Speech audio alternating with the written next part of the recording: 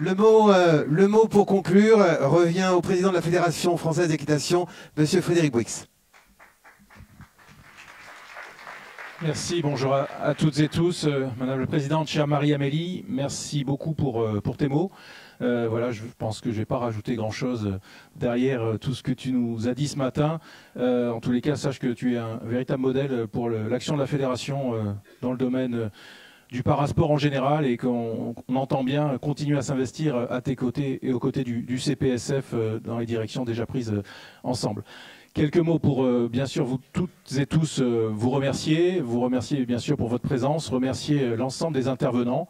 Alors parfois, effectivement, c'est trop court, on aurait eu envie de les écouter encore plus, on a prolongé parfois plus tard hier soir. En tous les cas, merci vraiment d'avoir mis à disposition de la Fédération, de ses adhérents, de l'ensemble des participants, votre expertise de haut niveau qui nous permet vraiment d'aborder l'ensemble des sujets. Ça a été rappelé tout à l'heure dans toute la diversité. C'est vraiment le thème de ce congrès et surtout de l'action conduite par la Fédération.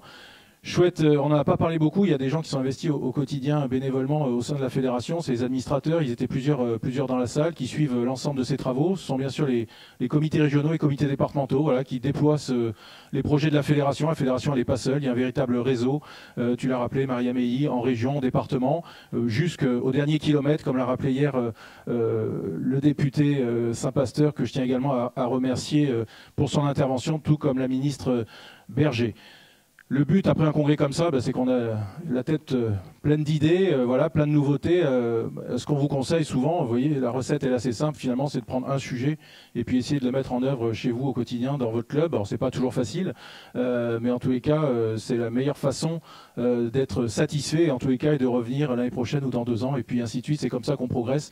Et puis, ça a été encore rappelé ce matin, de partager et de faire savoir ce que vous faites. C'est le boulot de la Fédération, c'est aussi votre travail et on doit le faire ensemble, mieux faire savoir tout ce qui est fait par la Fédération, par les établissements équestres au sens large et l'accompagnement de l'ensemble des politiques publiques. Aujourd'hui, effectivement, on a parlé essentiellement de handicap, de soins, de thérapie, d'inclusion, d'insertion, mais c'est vrai dans d'autres domaines, c'est vrai dans le domaine de l'éducation, c'est vrai dans tout un tas de domaines où les établissements équestres, avec leurs éducateurs, l'ensemble des équipes pédagogiques, sont au service de nombreuses politiques publiques et sachez que c'est aussi notre discours permanent auprès des pouvoirs publics et auprès de nos gouvernants.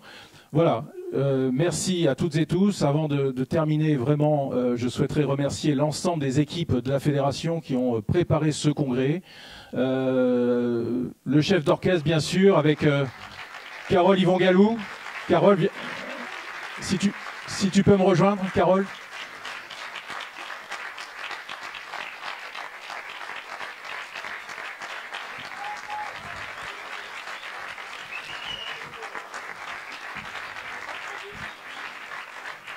Voilà, donc c'est grâce ou à cause de Carole que vous êtes là, pour certains. En tous les cas, voilà, c'est elle qui a dégoté l'ensemble des intervenants, qui vous a convaincu, voilà, qui vous a briefé, parfois tardivement, pour préparer l'ensemble de ces 2 journées. En tous les cas, grand merci Carole d'animer tout ça. Mais à la Fédération, t'es pas toute seule, t'es le chef d'orchestre de cette mission Choix et Diversité. C'est l'ensemble des services de la Fédération et c'est vraiment important aussi.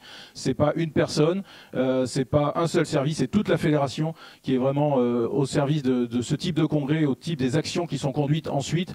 Je vais sûrement en oublier, mais je voudrais que l'on remercie bien sûr les équipes de la technique, avec Mathieu qui a été à nos côtés. Les équipes du service communication, il y avait Ella, il y avait Maïwen qui est là, qui a passé 2 jours avec nous. La communication avec Emma qui a assuré la promotion de l'ensemble des événements.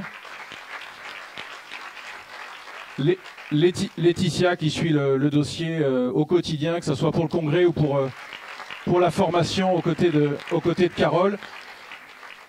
Catherine Bonichon-Drancourt qui assure les relations institutionnelles. Et si voilà, on a des parlementaires, des ministres qui viennent à nos côtés, et si on arrive à leur parler au quotidien pour faire avancer les dossiers, c'est parce que voilà, il y a des affaires publiques aussi à la Fédération pour l'ensemble de ces sujets, comme le dossier de la TVA que vous connaissez bien. Et tout ça, c'est un tout, c'est faire savoir ce que l'on fait et qui l'on est. Donc merci Catherine.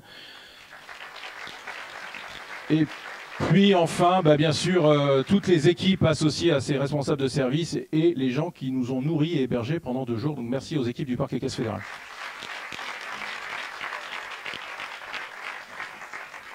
Et enfin, merci Axel, notre complice de toujours pour animer ces débats. On est encore ensemble quelques heures, profitons-en pour, pour échanger sur quelques sujets. Merci sincèrement pour votre présence. À très bientôt, rentrez bien et puis on vous promet qu'on vous prépare un congrès Chevet et Diversité 2027. À très bientôt.